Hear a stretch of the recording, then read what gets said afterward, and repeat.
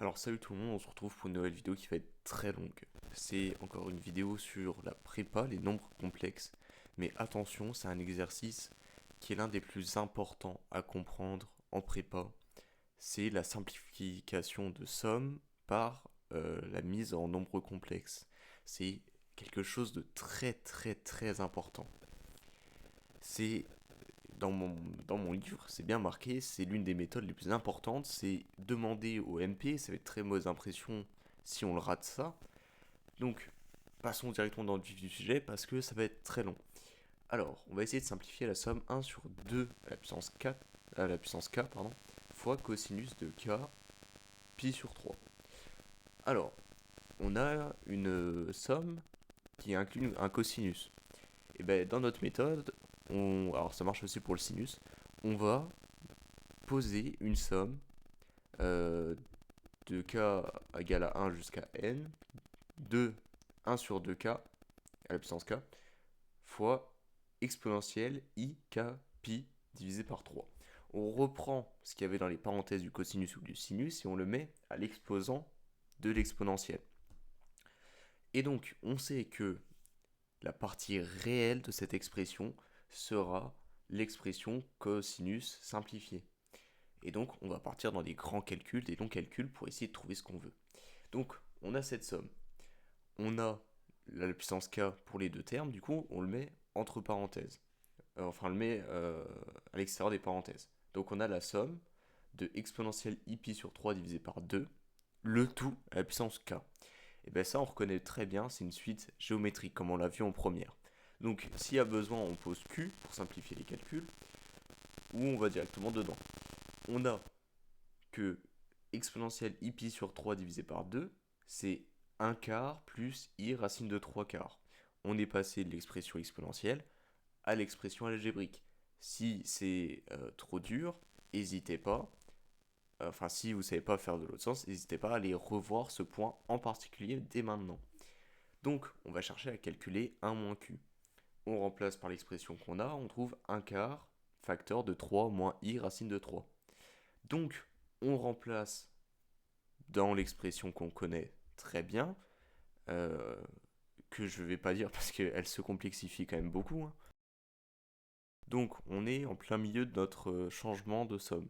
Enfin, on a pour la simplification de la somme. On a à calculer ce qui est entre parenthèses pour simplifier notre expression, qui nous donnera 4i racine de 3. Et q à la puissance n, suffit de mettre à la puissance n partout. Donc, on obtient que Zn, c'est égal à 4i racine de 3 facteur de 1 moins Qn, parce que ça on peut pas trop y toucher, c'est un peu compliqué à manipuler, divisé par 12. On obtient i racine de 3 divisé par 3 fois 1 moins Qn. Donc, maintenant, le seul truc qu'on peut faire pour encore simplifier, c'est que là, faut remplacer le Q par l'expression qu'on connaît. Alors dès le début, on pouvait laisser exponentielle, etc., mais c'était plus dur à manipuler quand même. Alors, du moins, le risque de faire une erreur était plus grande.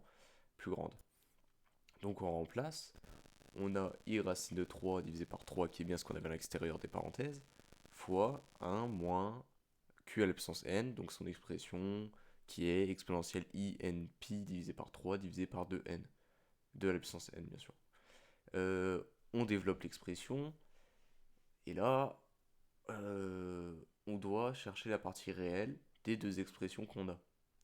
On a premièrement la partie réelle de i racine de 3 divisé par 3 qui est 0, on le sait assez facilement. Mais maintenant, il faut trouver la partie réelle de i racine de 3 fois exponentielle i n pi divisé par 3 et le tout divisé par 3 fois 2 à la puissance n. Alors là, chapeau à celui qui le trouve du premier coup. Donc on sort déjà ce qui est réel, on sait. Racine de 3, 3 fois 2n, on peut le sortir, c'est sûr. Et maintenant on cherche la partie réelle de i exponentielle de i n pi divisé par 3. Là, quand on commence à saturer, on fait une pause, on souffle, quand on est devant le DS, devant l'exercice, et on se pose la question, là je fais quoi? Ben là, qu'est-ce qu'on fait? On n'a pas de grand choix en fait. Soit on repasse à la forme algébrique, mais là, le résultat va être compliqué, sachant que à la base on est cosinus et des sinus.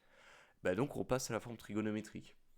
On passe à la forme trigonométrique, on a on cherche la partie réelle de i facteur de cosinus npi divisé par 3 plus pi sur 2 plus i sinus nanana, ce qui nous donne bien euh, moins sinus de npi sur 3. Alors là, c'est pas marqué de la même manière, mais on peut s'y approcher de la même manière.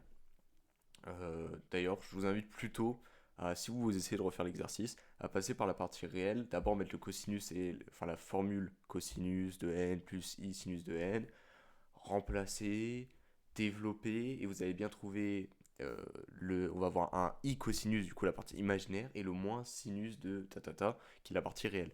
Donc on la récupère, et on remultiplie parce qu'on avait trouvé avant. Et là, on a notre résultat.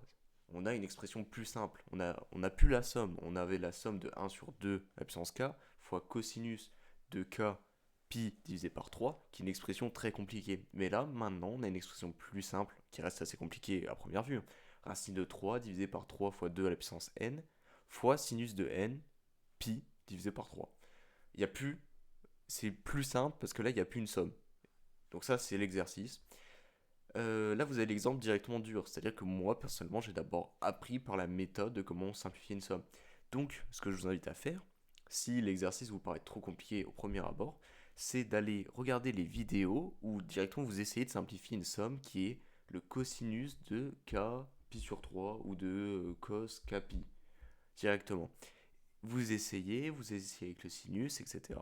Vous regardez des vidéos. Je sais qu'il y a J'ai compris, une chaîne YouTube qui est utilisée pour les manuels, qui l'a fait. Donc, ce serait la recherche, ça serait simplifier une somme en passant par la forme exponentielle ou la forme complexe, etc.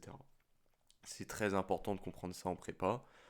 C'est difficile de passer à côté quand on se prépare réellement au concours. Donc, regardez bien, essayez de bien comprendre. Peut-être que j'ai mal expliqué, peut-être essayez de comprendre vous ce que vous comprenez de ce qui est écrit. Ce que j'ai dit ne sera pas forcément vraiment bien collé à ce qui est marqué.